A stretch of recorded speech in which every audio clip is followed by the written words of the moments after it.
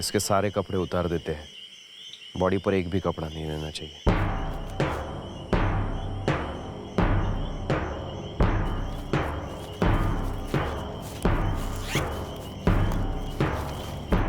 Body पर से victim की पहचान करने के लिए कुछ भी ना मिले, ना ही कोई और लीड, तो सेकंड स्टेप क्या होना चाहिए? इन्वेस्टिगेशन स्टार्ट कैसे होगी? मिसिंग कंप्लेंट से और पोस्टमार्टम की रिपोर्ट से पता चल जाएगा कि विक्टिम की एज क्या थी और टाइम ऑफ डेथ क्या था। लेकिन विक्टिम की फिजिकल डिटेल से मैच करती हुई कोई भी मिसिंग कंप्लेंट इलाके में दर्ज ना हो तो मे बी क्राइम सीन को दोबारा स्कैन करना चाहिए, शायद कुछ मिल जाए। बिल्कुल सही।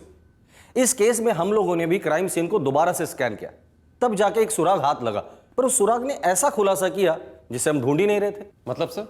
मतलब हर इन्वेस्टिगेशन आपको एक मुकाम तक पहुंचाती है, पर जरूरी नहीं वो वही मुकाम हो जहां पहुंचने के लिए आप लोग निकले थे।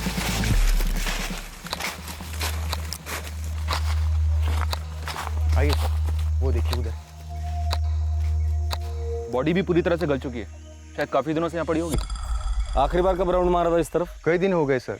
वैसे मैं और मेरा पार्टनर हर सोमवार को ये इलाका कवर करते हैं, पर दूसरी तरफ डबल ड्यूटी लगी थी, इसलिए कई दिनों बाद आज सुबह ही यहाँ आना हुआ। और उसी बीच लाश जंगल में फेंक दी होगी। अगर बॉडी पर आइडेंटिफाई कर सके ऐसा कुछ नहीं मिलता है तो आसपास देखो, शायद बॉडी से रिलेटेड कुछ चीज मिल जाए।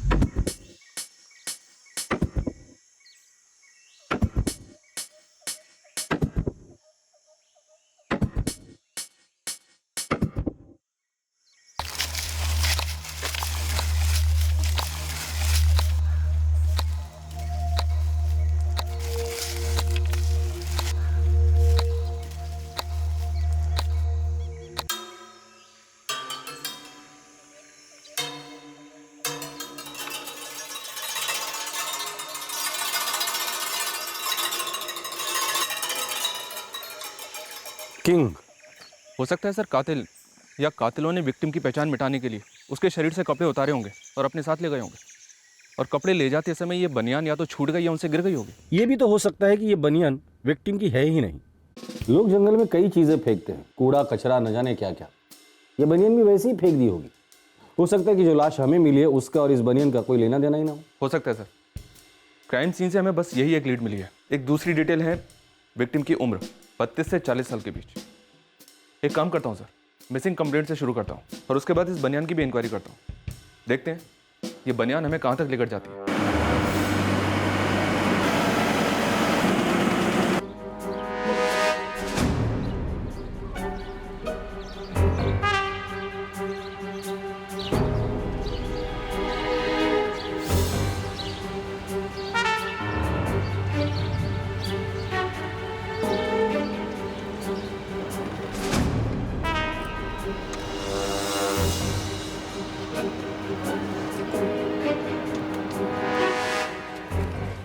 किंग, अभी तक तो कभी सुना नहीं। सर ये ब्रांड तो अपने इधर का नहीं लगता।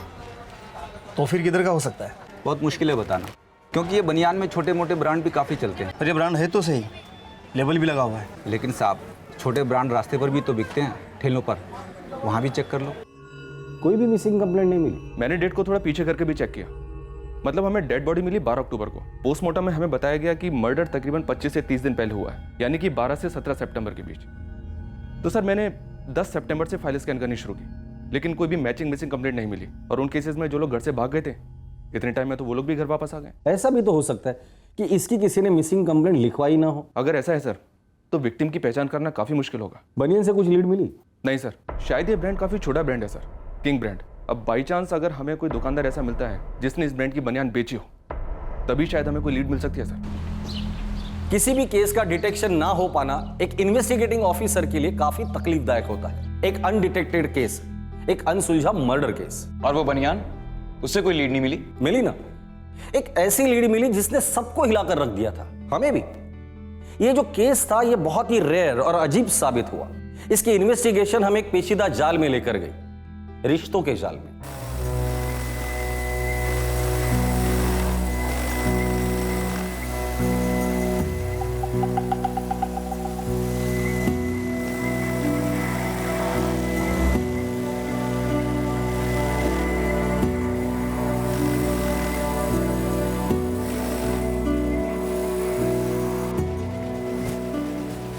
सीमा काय आज भी नहीं आया?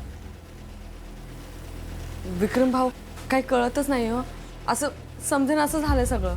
मैं और इंतज़ार नहीं कर सकता. इसकी पगार तो कटेगी. अब तो इसकी जगह पे मैं किसी और को भी ढूंढ रहा हूँ. मी समजू शकते भाऊ.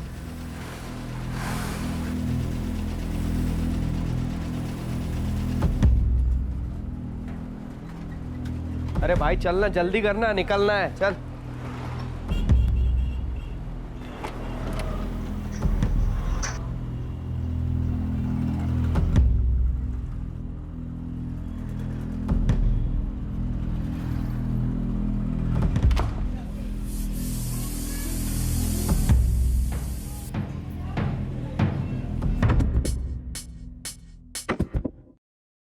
सोलापुर. हो साहब, मैंने यहाँ एक कपड़ों की दुकान में पूछताछ की. वहाँ का मालिक बोला ये किंग ब्रांड सोलापुर में चलता है.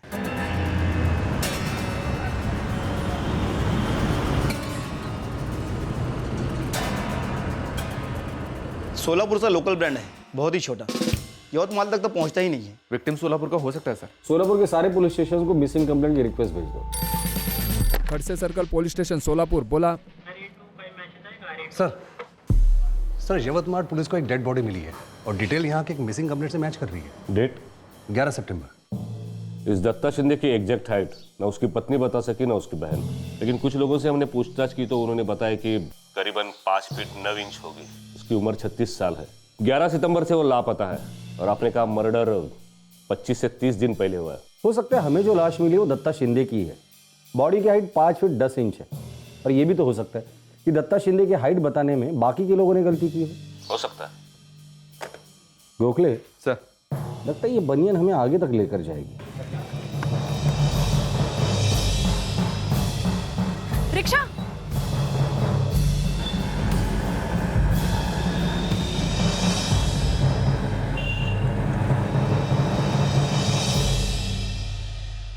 कहाँ जा रहे हो?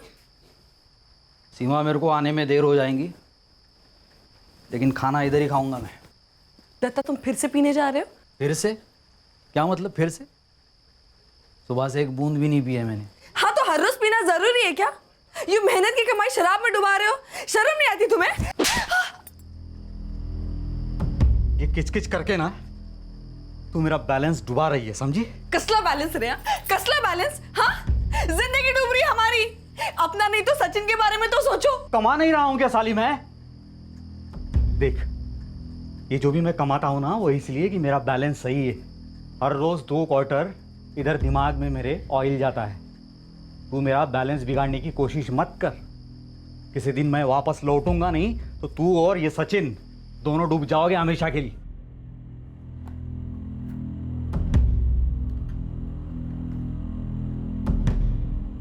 अरे तुमने कहा दत्ता शिंदे 11 सितंबर को गायब हुआ. फोटो पर भी यही लिखा है, पर कंप्लेंट तो 15 सितंबर को दर्ज हुई है. दत्ता की पत्नी सीमा और उसकी बहन सुजाता 15 सितंबर को ही आई थी. उनके पीने को लेकर बहुत झगड़े होते थे, लेकिन वो जितना भी पीते थे घर हमेशा लौटते थे, खाना खाते थे और फिर सो जाते थे. 11 सितंबर को भी ऐसे ही झगड़ा करके चले गए थे साहब. और अब 4 दिन बाद आ रही है मिसिंग रिपोर्ट लिखाने के लिए. 2 दिन तो मैं खुद उन्हें ढूंढती रही. फिर जब वो काम पर भी नहीं लौटे तो मैं उनकी छोटी बहन सुजाता के पास चली गई. हो सर, दादा कभी कभार झगड़ा करके हमारे घर रुक जाते थे. सीमा वहीनी को भी वही लगा कि दादा हमारे घर में है. फिर हम दोनों ने मिलकर उन्हें बहुत ढूंढा साहब, पर किसी को कुछ नहीं मालूम. इस दत्ता शिंदे की पीने की आदत को लेकर उसकी और उसकी पत्नी की सालों से मचमच चल रही थी. लगा कुछ दिन के लिए घर छोड़ के चला गया होगा. सर हमने पूरा सोलापुर खंगाला, रेलवे स्टेशन, बस स्टॉप, लेकिन ये दत्ता कहीं नहीं मिला. हर जगह हमने इसके फोटो, उसके डिटेल्स भेजे थे. लेकिन हमारे थाने में दत्ता का ना तो कोई फोटो आया और ना ही केस डिटेल. इस दत्ता का कोई यवतमाल कनेक्शन या उसकी बहन या बीवी का? नहीं सर. साहब ये मेरा दत्ता दादा नहीं है. ये कौन है ये? देखिए, मानता हूँ कि ऐसे हालात में पहचानना बहुत मुश्किल है. तो फिर अब हमें ये क्यों दिखा रहे हो? सीमा जी, ये बनियान देखिए. ये बनियान हमें लाश के पास मिली है. क्या आपके पति इस ब्रांड की बनियान पहनते हैं?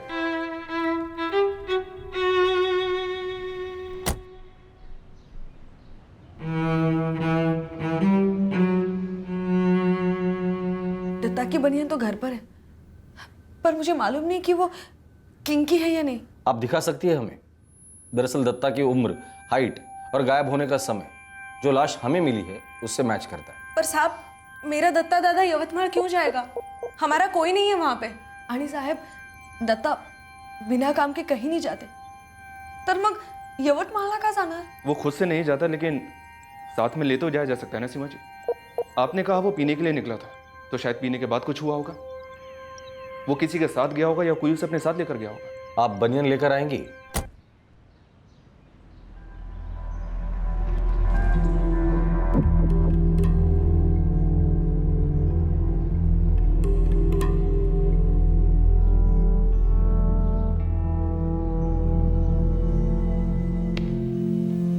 ये दत्ताची बनियान.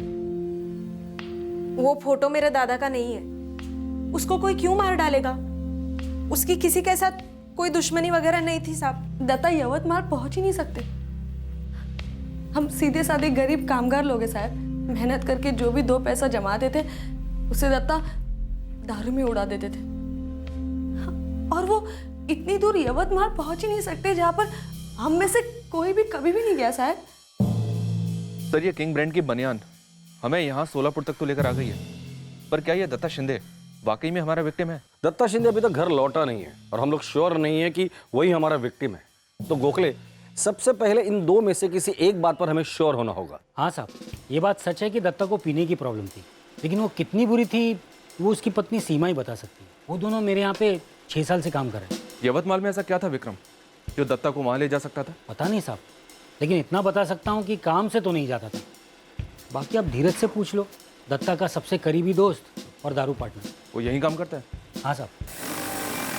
धीरज, यवतमाळहून पोलीस आले. उन्हें वहाँ पे एक लाश मिली आहे. तुझ्याशी बोलायचं त्यांना.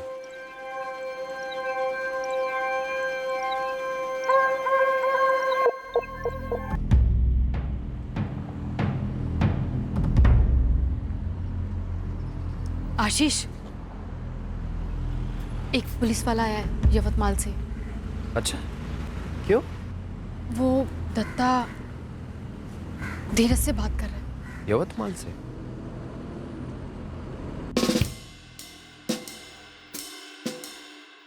सबसे पहली बात तो ये साहब, आप जो बोल रहे हैं 11 सितंबर की रात, उस रात को दत्ता शिंदे इधर आया ही नहीं. और ये बात तीसरी दफा बोल रहा है मैं. ये दत्ता रोज आता था यहाँ पीने. लगभग रोज ही समझिए. लेकिन साहब, ये जो 11 सितंबर की बात कर रहे हैं आप, उसके 2-3 दिन पहले से उसका यहाँ आना नहीं हुआ था. धीरज है ना, उसका दोस्त, वो भी नहीं आया. छगनराव जी, जो लोग रोज पीते हैं उन्हें रोज पीना ही पड़ता है. किसी और अड्डे पर गया होगा? हो साहब, हम अच्छे दोस्त हैं, साथ में पीते भी है. कई बार तो पीने के बाद मैं उसके घर पर ही रुक जाता हूँ, लेकिन उस रात हम पिए ही नहीं क्योंकि वो आया ही नहीं और उसके पहले कुछ बोला भी नहीं. धीरज, तुम्हारे दोस्त दत्ता का यवतमाल में क्या था? कोई औरत या कुछ और? नहीं साहब, यवतमाल का तो कभी नाम नहीं लिया उसने. 14 सस्ते लॉजेस में मैंने इस दत्ता शिंदे का फोटो घुमाया. वहाँ पर उसे किसी ने नहीं देखा. साहेब, लगता नहीं कि वो यहाँ कहीं रुका होगा. जंगल के आसपास के लॉजेस चेक किए? तिकडचे सगळे लॉजेस चेक केले. सेम जवाब मिला. वहाँ पर भी उसे किसी ने नहीं देखा. सर, ये दत्ता के कॉल रिकॉर्ड में निकलवाए थे. 11 सितंबर से उसका फ़ोन स्विच ऑफ है. ये फ़ोन सोलापुर में स्विच ऑफ हुआ था? Yes sir. हमने यहाँ के एक देसी और सस्ते बार स्कैन किए, लेकिन वो कहीं पर भी नहीं गया था. यहाँ एक छगन राव का बार है जो उसके घर के करीब है, वहाँ का रेगुलर है वो, लेकिन वहाँ पर भी नहीं गया था. दत्ता शिंदे का फ़ोन तो 11 सितंबर की सुबह स्विच ऑफ दिखा रहा है. Yes sir. लेकिन स्टेटमेंट में उसकी पत्नी ने ये कहा था ना कि दत्ता 11 की रात को घर से निकला था. 11 सितंबर को भी ऐसे ही झगड़ा करके चले गए थे साहब. ये दत्ता अपना फ़ोन काम पर स्विच ऑफ रखता था, क्यों? 11 सितंबर को संडे था, छुट्टी का दिन, और वो पिछली रात मतलब 10 सितंबर की रात को बहुत पिया था, उसके पत्नी ने बताया. 11 तारीख की पहली रात को, यानी कि 10 तारीख को भी वो ऐसे ही पी कर आए थे. अगला पूरा दिन सोते रहे और जब उठे तो फिर से पीने के लिए निकल पड़े. आनंद, कुछ तो झोल है. 11 सितंबर की पहली रात मतलब 10 की रात दत्ता शिंदे ने कहाँ दारू पी? आप ये जो 11 सितंबर की बात कर रहे हैं आप, उसके 2-3 दिन पहले से उसका यहाँ आना नहीं हुआ था. छगन राव ने हमें बताया कि 11 के पहले 2-3 रात वो वहाँ आया ही नहीं. धीरज है ना, उसका दोस्त, वो भी नहीं आया. इस धीरज आने का बैकग्राउंड चेक हुआ है क्या? कॉल रिकॉर्ड्स निकलवाए थे इसके? नहीं.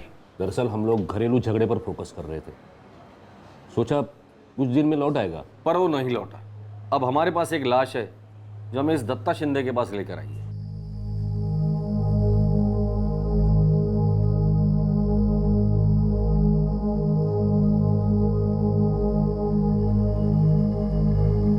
मला जायला पाहिजे. तुम बिल्कुल टेंशन मत लो, दादा लौट आएगा. वो लोग पुलिस लोग जो बोले ना बिल्कुल बराबर नहीं है. जो फोटो हमने देखा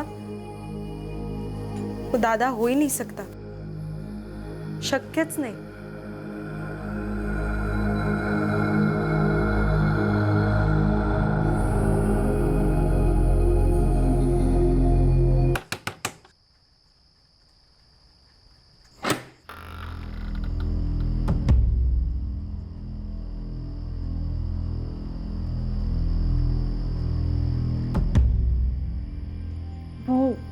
यवतमाल के पुलिस वाले फिर से आए थे क्या?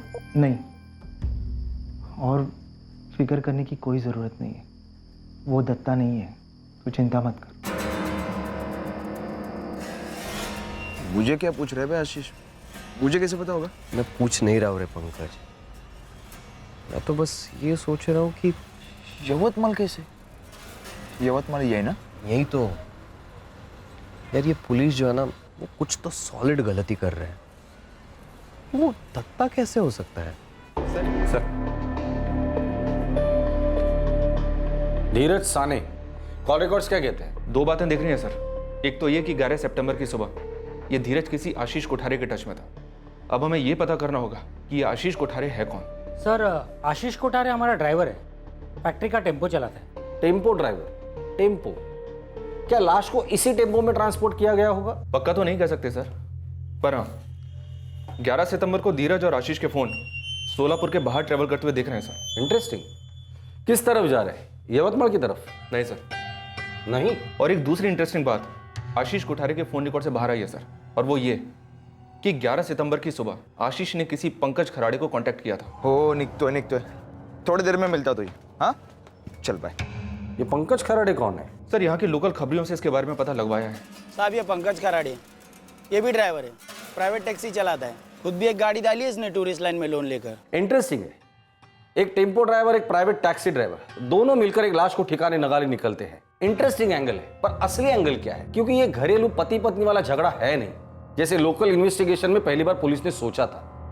कुछ और है. सर एक औरत है, मीरा रावत, वो शायद इस केस से जुड़ी हुई लग रही है. मीरा रावत?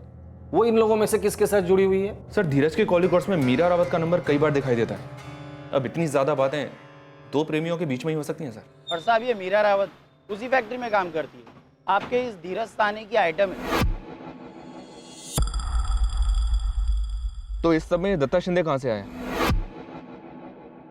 उसका भी मीरा के साथ कुछ था क्या? उस फैक्ट्री में कौन सी खिचड़ी पक रही थी ये तो नहीं मालूम, लेकिन हाँ पक तो रही थी, इतना पक्का है सर. रिश्तों में तो अब तक कोई खिचड़ी सामने नहीं आई है सर, पर एक बात पक्की है, साजिश की खिचड़ी 11 सितंबर को जरूर पकी थी सर. धीरज, आशीष, पंकज खराड़े और ये मीरा रावत ये सब के सब ट्रेवल कर रहे थे सोलापुर के बाहर, और शायद सब साथ में थे. गोखले एक कहावत है, खिचड़ी के 4 यार, दही पापड़ घी अचार. अब देखना यह है कि इस केस में ये 4 यार कौन सी परफेक्ट खिचड़ी पकाने निकले थे, और इस खिचड़ी का हमारे यवतमाल में मिले किंग ब्रांड बनियन के साथ क्या क्या कनेक्शन है. फिलहाल तो कोई भी कनेक्शन नहीं है सर, पर हाँ ये खिचड़ी दत्ता शिंदे के राज का खुलासा जरूर करवाएगी, क्योंकि खुशबू ऑलरेडी आनी शुरू हो चुकी है सर.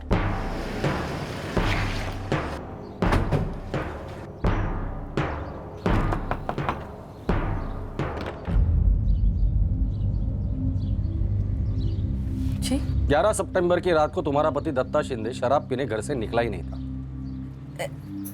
ऐसा उन्होंने कहा आपसे? लेकिन वो है कहाँ और घर क्यों नहीं लौट रहा है? दत्ता ने हमें कुछ नहीं बताया, और हाँ वो घर क्यों नहीं लौट रहा है इसका जवाब तुम हमें दोगी. क्या क्या मतलब? मतलब साफ है, दत्ता शिंदे 11 सितंबर की रात को नहीं बल्कि 11 सितंबर को सुबह घर से निकला. मैंने कहा ना आपसे कि वो 11 की रात को मेरे साथ झगड़ा करके निकले, और आप 11 की सुबह क्यों बोल रहे हैं? क्योंकि रात वाली बात तो झूठ थी जो तुमने उस वक्त हमसे कही थी, और ये तुम्हारे चेहरे पर साफ दिखाई दे रहा है इस वक्त भी. इन्वेस्टिगेशन का एक रूल होता है, सस्पेक्ट के चेहरे को पढ़ना. तो उसकी नर्वसनेस आपके पकड़ में आ गई और आपने जज कर लिया कि वो झूठ बोल रही है, लेकिन कोई ठोस सबूत नहीं था उसके खिलाफ आपके पास? ठोस सबूत नहीं, हमारे पास कुछ भी नहीं था. एक तरफ था यवतमाल और बनियन वाला एंगल जो इस दत्ता शिंदे केस में एक्चुअल फिट नहीं बैठ रहा था, और दूसरी तरफ और एक एंगल मजबूती से उभर कर सामने आ रहा था जो दत्ता शिंदे के गायब होने की तरफ इशारा कर रहा था। पर ये दत्ता शिंदे के गायब होने को कैसे एक्सप्लेन करता है गोखले? पता नहीं सर, पर अजीब बात है ना, सीमा शिंदे के फोन रिकॉर्ड्स दिखाते हैं कि वो भी उसी रूट पर ट्रेवल कर रही थी जहां खिचड़ी के ये चार्या ट्रेवल कर रहे थे, और शायद ये सीमा उस खिचड़ी का 5वां एलिमेंट थी सर। धीरज, आशीष, पंकज, मीरा और सीमा, ये सब के सब एक साथ ट्रेवल कर रहे थे सर। पर वो लोग तो यवतमाल आए ही नहीं जहां में लाश मिली थी। नहीं, मैं झूठ नहीं बोल रही हूँ। तुम झूठ बोल रही हो, सरासर झूठ बोल रही हो। तुम्हारे साथ फैक्ट्री में काम करने वाला दत्ता का दोस्त धीरज, टेम्पो ड्राइवर आशीष, वर्कर मीरा रावत और कोई पंकज खराड़े और तुम सब लोग मिलकर यवतमाल गए। साथ में दत्ता भी था जिसका फोन तुम लोगों ने सोलापुर में ही स्विच ऑफ किया था, और तुम सब ने मिलकर दत्ता का कत्ल किया। नहीं, तुम सबके कॉल रिकॉर्ड्स है मेरे पास। सीमा, तुम फंस चुकी हो। इस मर्डर में तुम भी शामिल थी, और वो बनियन के ब्रांड के बारे में तुमने हमसे जानबूझकर झूठ बोला था। नहीं, मैंने वही बनियन आपको लाकर दिखाया था जो घर पर था। हो सकता है कि बनियन के बारे में हमसे सच बोला हो, पर यह भी सच है कि इस मर्डर में तुम शामिल थी। सीमा, कोई फायदा नहीं, फंस चुकी हो तुम। और वैसे भी वो मीरा ने हमें सब कुछ सच बता दिया है, बस हम तुम्हारे मुंह से सुनना चाहते हैं।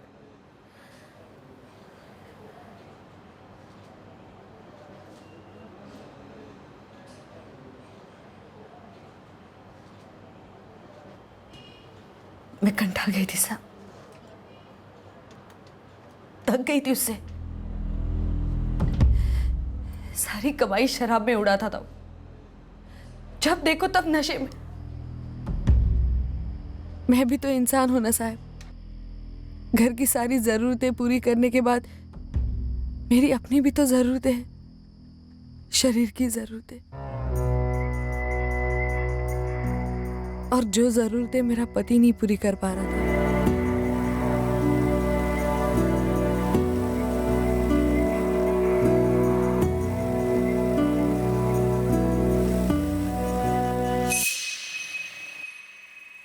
हम दत्ता और सारी दुनिया की नजरों से छुपकर मिलते थे।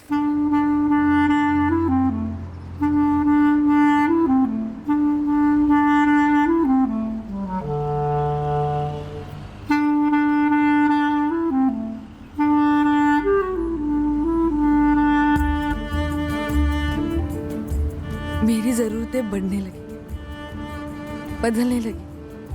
मैं धीरज से आगे बढ़ना चाहती थी। मेरी बढ़ती जरूरतें अब आशीष पूरी करने लगा था। सब ठीक चल रहा था साहब। दत्ता से दिल धीरज पर आया था, और अब आशीष पर। लेकिन दत्ता रास्ते का कांटा बनने लगा। नहीं साहब। तो फिर?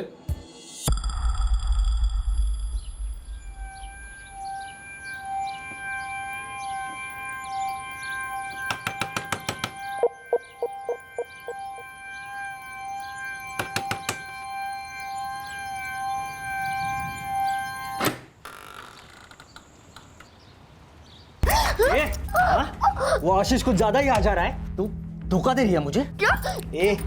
मत पूछ क्या। मैं ना वो दत्ता जैसा लल्लू नहीं हूँ। मैंने खिड़की से सब कुछ देख लिया। धोखेबाज। कसला धोखा रे? हाँ? और तू होता कौन है धोखेबाजी की बात करने वाला? यार वो तेरा यार था, अब नहीं। थक गई हूँ तुझसे मैं, समझ गया? हाल तू बड़बड़ करो नको। मेरे को गुस्सा मत दिला। चल जा रे आला मोटा गुस्सा वाला। देख, अगर मैं धोखा दे रही हूँ ना तो सिर्फ अपने पति दत्ता को। तुझे चलने की कोई जरूरत नहीं है। अच्छा, अगर दत्ता को पता चला तो उसे सिर्फ जलन तो नहीं होगी। सोच, अगर उसको पता चलेगा कि उसके पीठ पीछे उसकी पत्नी, उसके बच्चे की मां एक नहीं दो दो मर्दों के साथ सोती है, और वो भी उसके पहचान, धीरज और आशीष। मतलब धमकी दे रहा है तू मुझे? हाँ, धमकी दे रहा है, डरा रहा है मुझे तू? हाँ, उस आशीष को साइड में करने का। अगर वो तेरे आसपास भी दिखाई दिया ना तो तू तो गई काम से। और एक बात याद रख, मैं वो दारू में डूबा दत्ता नहीं हूं।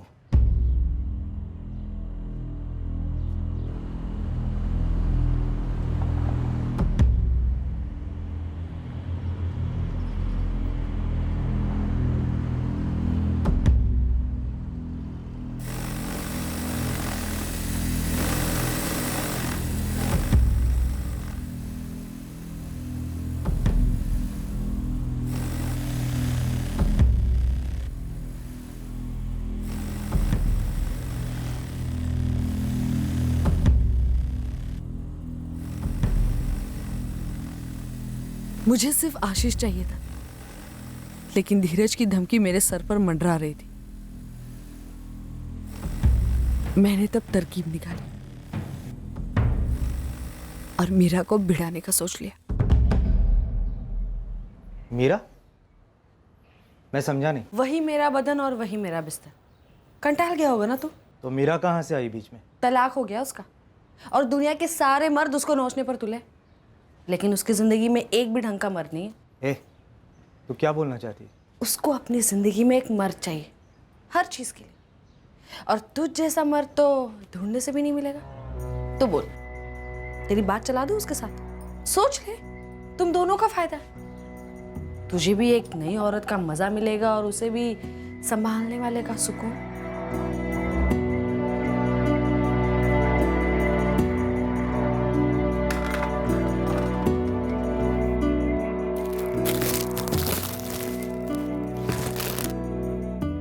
अरे वाह, साड़ी तो बहुत मस्त है रे। मीरा, जब तू खुश होती है ना, तेरा ये स्माइल आता है, बहुत जबरदस्त लगती है। हमेशा ऐसी रहे। मेरी तरकीब काम कर गई साहब। मीरा और धीरज की सेटिंग हो गई और मेरी और आशीष की भी अच्छी चलती गई। तो इस सब सेटिंग के बीच दत्ता बीच में कहां से आ गया? मुझे डर था साहब कि किसी दिन धीरज खुन्नस ना निकाल दे, इसलिए मैंने उसकी जोड़ी मीरा के साथ बना दी। उसने धोखा नहीं दिया साहब। पता नहीं वो कौन था जिसने दत्ता के कान भरे।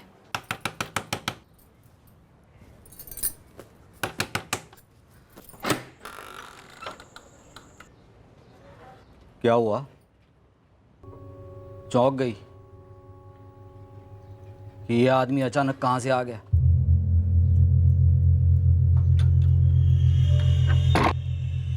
वो धीरज है, मेरा दोस्त धीरज, मेरी पीठ के पीछे। और वो आशीष है, टेम्पो वाला, वो भी। सब के सब मेरे पीठ के पीछे। बोली सब क्यों किया तूने? आप जैसे सोचा वैसा कुछ नहीं है। मैं कह रही हूँ ऐसा कुछ नहीं है। साला मैं देवड़ा, मैं बेवकूफ हैं? और तू बड़ी शानी। तू समझती है कि मुझे कुछ पता नहीं चले? मेरी भी आंखें हैं, समझी? दो आगे और दो पीछे, समझे?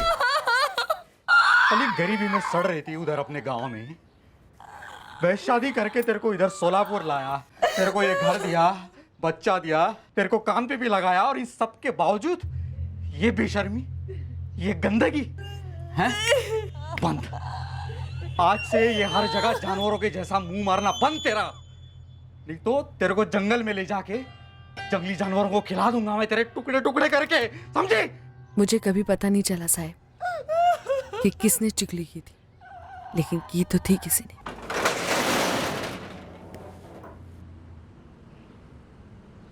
देख धीरज, तेरा और मीरा का ठीक चल रहा है, पर माझी तो वाट लगली है। किसकी कसम खाकर बोलूं? मैंने कुछ नहीं बोला उसको। मुझे पागल कुत्ते ने काटा है जो मैं कुछ बताऊंगी दत्ता को। तुम मुझ पे शक कर रही हो सीमा? मुझ पे?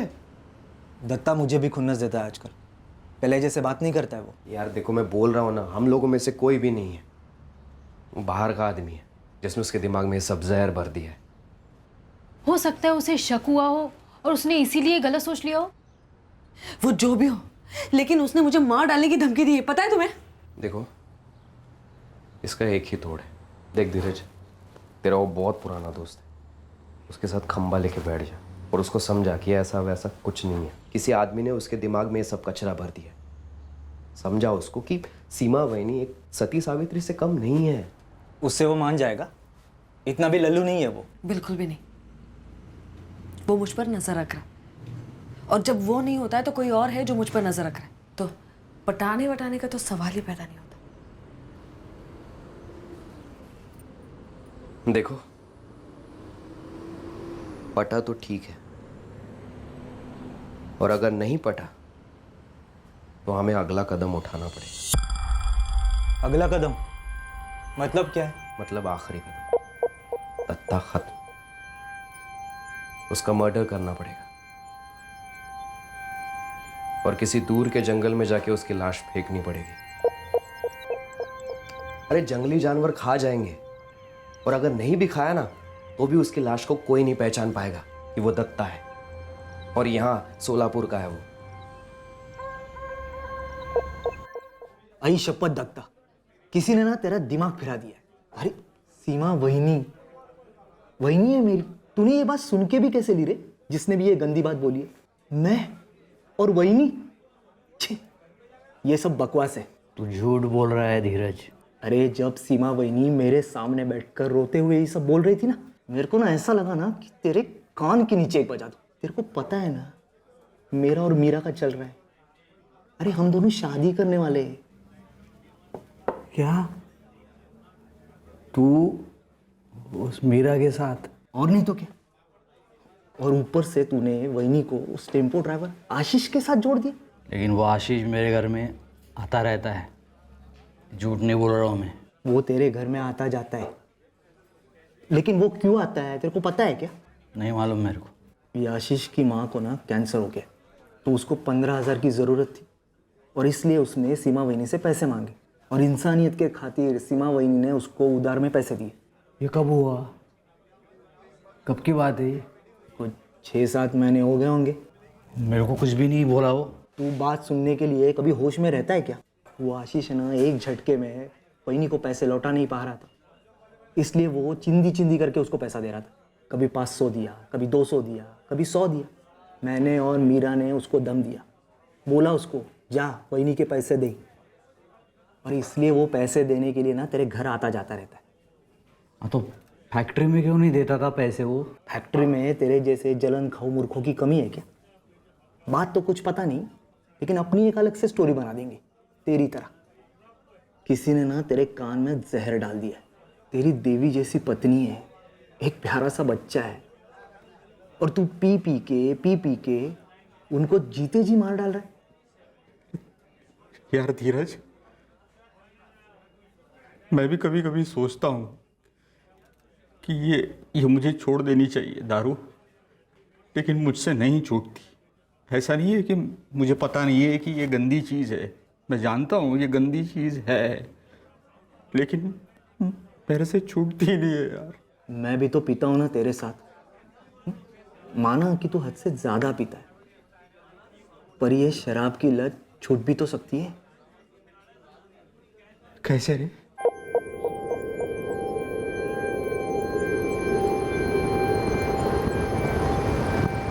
हम एक बाबा को मिलने के बहाने निकले। मतलब धीरज ने दत्ता को मना लिया था कि वो बाबा उसकी दारू छुड़ा देगा। हम सब दत्ता के साथ गए ताकि उसे लगे कि हम सब उसका भला चाहते। दत्ता, अरे ले, बाबा ने खुद बोला है आज आखिरी बार उसे जी भर के पीने दे, क्योंकि आज के बाद ना दोबारा तू दारू की तरफ देखेगा भी नहीं। ले पी लो, आज मैं भी आपको नहीं रोकूंगी।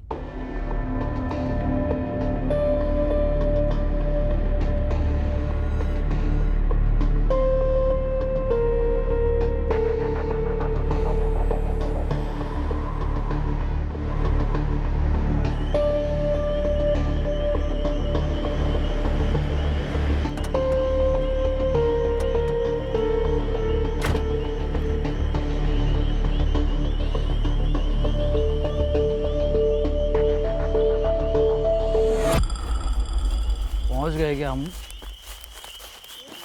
बाबा कुठे है? बाबा मेरे को दिखाई क्यों नहीं दे रहे? आश्रम कहाँ है उनका? ए धीरज, सीमा कुठे है? और मीरा कहाँ है? वो पीछे से आ रहे। तू चल मेरे साथ। पहले ना हम दोनों मिलेंगे बाबा से। ये बाबा इधर ही है, जंगल के अंदर।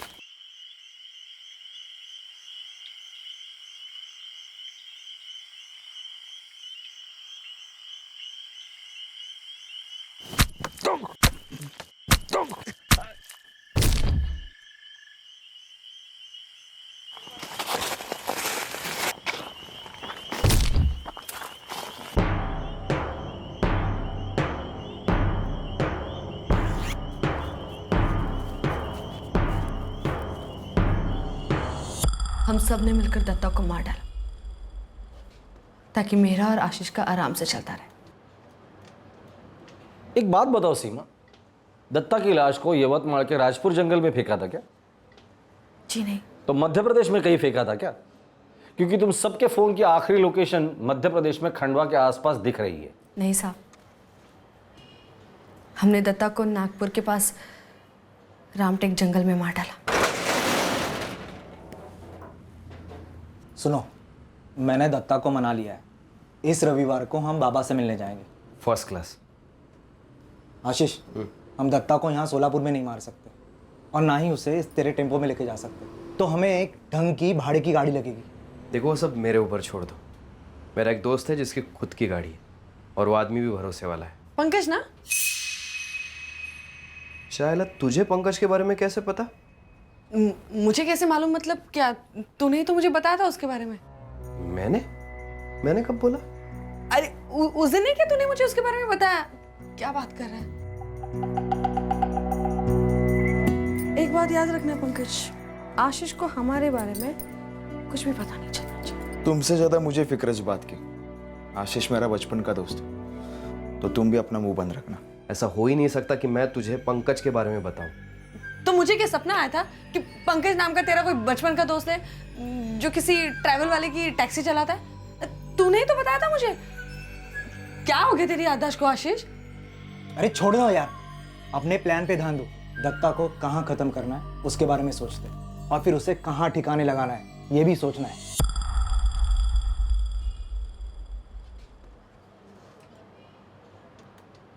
मानना पड़ेगा, तुम सब लोगों ने मिलकर बहुत अच्छी खिचड़ी पकाई। खिचड़ी के सारे मसाले सामने भी आ गए, सिवाय एक के। सीमा, तुमने हमें कहा था कि दत्ता शिंदे का मर्डर नागपुर के रामटेक जंगल में हुआ था, पर कॉल रिकॉर्ड के हिसाब से तुम सबकी लोकेशन खंडवा के आसपास दिखाई दे रही, जो कि मध्य प्रदेश में है। खिचड़ी का ये मसाला मेरे समझ में नहीं आया।